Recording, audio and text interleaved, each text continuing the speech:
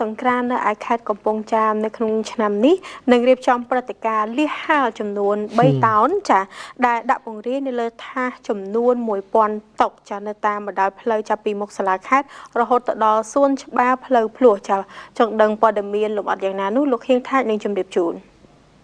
ឯកឧត្តមអ៊ុនចិន្តាអភិបាលនៃគណៈអភិបាលខេត្តកំពង់ចាមបានបញ្ជាក់ថាដើម្បីបង្កភាពសប្បាយរីករាយក្នុងឱកាសសង្គ្រាន្តកំពង់ចាមរដ្ឋបាលខេត្តបានត្រៀមលៀសហាលចំនួន3តោនដោយដាក់ពង្រាយនៅលើថាសរាងចតុកោណកែងប្រវែងប្រមាណ1ម៉ែត្រនិងដាក់នៅលើតុក្នុងមួយថាស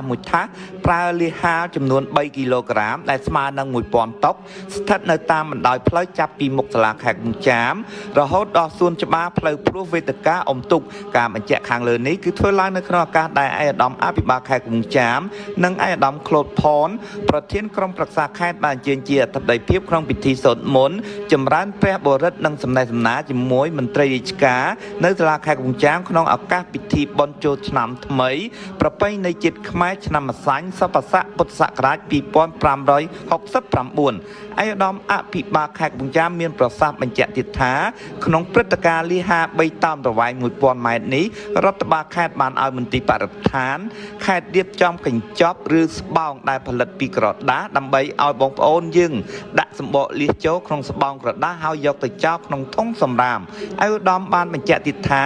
កញ្ចប់ឬស្បោងដែលផលិតពីក្រដាសគឺមានដៃយួរក្នុងនោះដែរស្បោងក្រដាសត្រូវបានដាក់រូបនិងអក្សរសង្គ្រាមកំពង់ចាមម្ខាងទៀតប្រើប្រាស់អត្តសញ្ញាណរដ្ឋបាលខេត្តកំពង់ចាមនិងក្រសួងបរិស្ថានដោយមានសារបន្ថែមថាទីក្រុងស្អាតផ្ដើមចេញពីយើងទាំងអស់គ្នានិងរួមគ្នាកាត់បន្ថយការប្រើប្រាស់ថង់ប្លាស្ទិកក្នុងន័យចូលរួមឲ្យទីក្រុងរបស់យើងស្អាតទន្ទឹមនេះដែរលៀសហាលក្នុងខេត្តកំពង់ចាមជាខេត្តសម្បូរលៀសច្រើននិងនាំចេញយកទៅលក់នៅតាមបណ្ដាខេត្តផ្សេងហើយលៀសមានច្រើនដូចជានៅព្រែកគៀនជ្រៃក្នុងស្រុកកំពង់សៀមលៀសនៅទន្លេក្នុងស្រុកកោះស្ទឹងបឹងធំស្រុកកងមាសជាដើមដែលសុទ្ធតែជាទីតាំងសម្បូរលៀសច្រើនបើយោងតាមសេចក្តីជូនដំណឹងរបស់រដ្ឋបាលខេត្តបានបញ្ជាក់ថាលៀសហាលកំពង់ចាមប្រវែង1000ម៉ែត្រនឹងត្រូវរៀបចំតែមួយថ្ងៃគឺថ្ងៃទី15ខែមេសាឆ្នាំ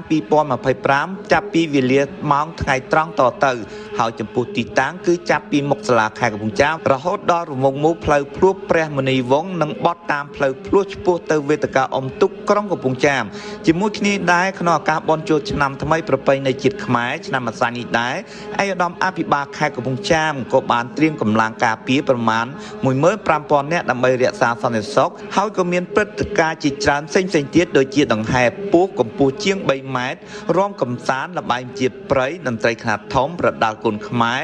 តាំងផលិតផលភូមិមួយផលិតផលមួយចំនួន100ស្តង់ពាងសម្រាប់ដាក់ទឹកប្រមាណ300ពាងរួមទាំងកម្មវិធីសប្បាយៗជាច្រើនទៀតចំណែកនៅតាមបណ្ដាស្រុកទាំង9ទៀតក៏មានការរៀបចំសង្គ្រាមនៅតាមរមណីយដ្ឋាននិងនៅតាមវត្តអារាមផងដែរចាអរគុណសង្ឃឹមថា